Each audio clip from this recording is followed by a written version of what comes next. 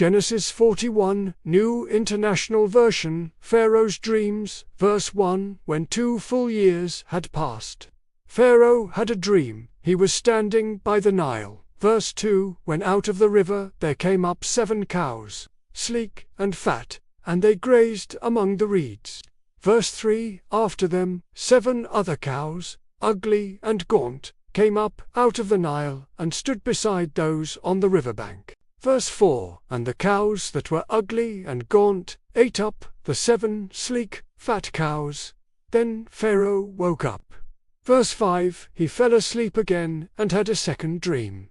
7 heads of grain, healthy and good, were growing on a single stalk. Verse 6. After them 7 other heads of grain sprouted thin and scorched by the east wind.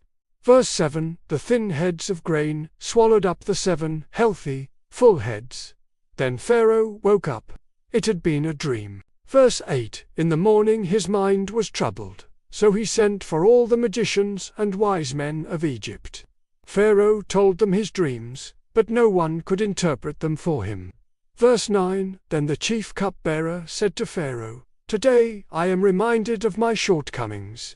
Verse 10. Pharaoh was once angry with his servants, and he imprisoned me and the chief baker in the house of the captain of the guard. Verse 11. Each of us had a dream the same night, and each dream had a meaning of its own. Verse 12. Now a young Hebrew was there with us, a servant of the captain of the guard. We told him our dreams, and he interpreted them for us, giving each man the interpretation of his dream. Verse 13. And things turned out exactly as he interpreted them to us. I was restored to my position, and the other man was impaled. Verse 14. So Pharaoh sent for Joseph, and he was quickly brought from the dungeon. When he had shaved and changed his clothes, he came before Pharaoh. Verse 15. Pharaoh said to Joseph, I had a dream, and no one can interpret it. But I have heard it said of you that when you hear a dream, you can interpret it.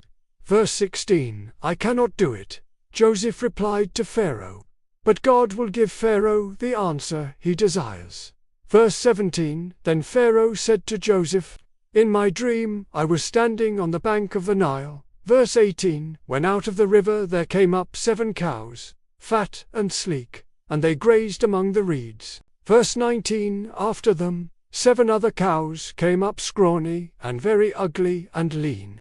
I had never seen such ugly cows in all the land of Egypt.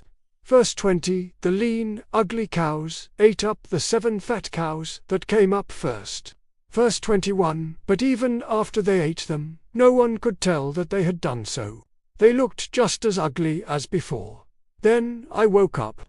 Verse 22. In my dream I saw 7 heads of grain, full and good, growing on a single stalk. Verse 23. After them 7 other heads sprouted, withered and thin, and scorched by the east wind. Verse 24. The thin heads of grain swallowed up the 7 good heads. I told this to the magicians, but none of them could explain it to me. Verse 25. Then Joseph said to Pharaoh, the dreams of Pharaoh are one and the same. God has revealed to Pharaoh what he is about to do. Verse 26. The 7 good cows are 7 years, and the 7 good heads of grain are 7 years. It is one and the same dream.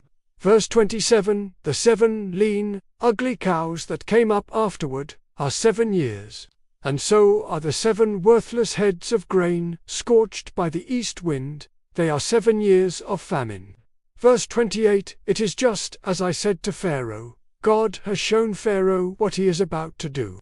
Verse 29. 7 years of great abundance are coming throughout the land of Egypt. Verse 30. But 7 years of famine will follow them. Then all the abundance in Egypt will be forgotten, and the famine will ravage the land. Verse 31. The abundance in the land will not be remembered, because the famine that follows it will be so severe. Verse 32. The reason the dream was given to Pharaoh in 2 forms is that the matter has been firmly decided by God, and God will do it soon. Verse 33. And now let Pharaoh look for a discerning and wise man and put him in charge of the land of Egypt. Verse 34, let Pharaoh appoint commissioners over the land to take 1/5 of the harvest of Egypt during the 7 years of abundance.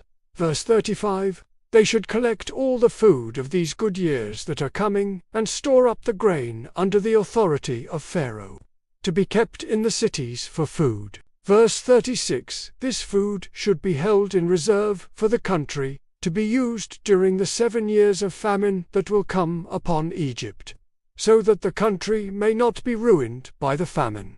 Verse 37, the plan seemed good to Pharaoh and to all his officials. Verse 38, so Pharaoh asked them, can we find anyone like this man, one in whom is the Spirit of God? Verse 39, then Pharaoh said to Joseph, since God has made all this known to you, there is no one so discerning and wise as you. Verse 40, you shall be in charge of my palace, and all my people are to submit to your orders. Only with respect to the throne will I be greater than you. Joseph in charge of Egypt. Verse 41, so Pharaoh said to Joseph, I hereby put you in charge of the whole land of Egypt.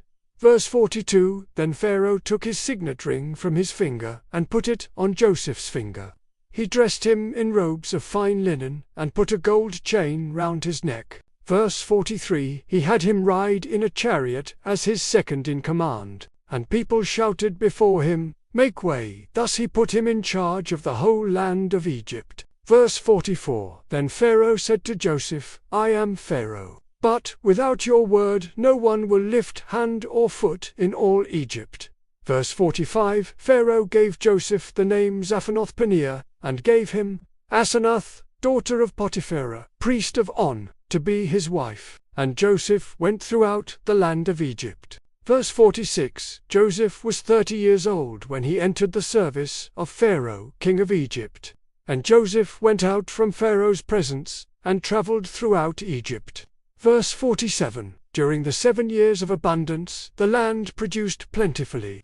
Verse 48, Joseph collected all the food produced in those 7 years of abundance in Egypt, and stored it in the cities. In each city he put the food grown in the fields surrounding it. Verse 49, Joseph stored up huge quantities of grain, like the sand of the sea. It was so much that he stopped keeping records because it was beyond measure. Verse 50, before the years of famine came, 2 sons were born to Joseph by Asenath's daughter of Potiphera, priest of On.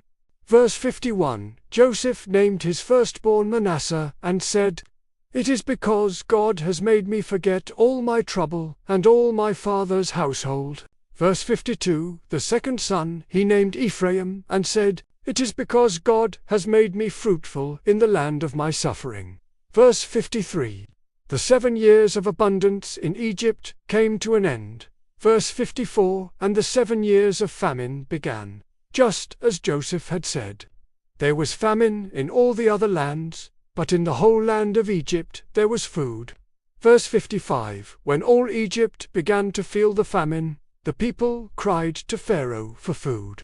Then Pharaoh told all the Egyptians, go to Joseph and do what he tells you. Verse 56, when the famine had spread over the whole country, Joseph opened all the storehouses and sold grain to the Egyptians, for the famine was severe throughout Egypt. Verse 57, and all the world came to Egypt to buy grain from Joseph, because the famine was severe everywhere.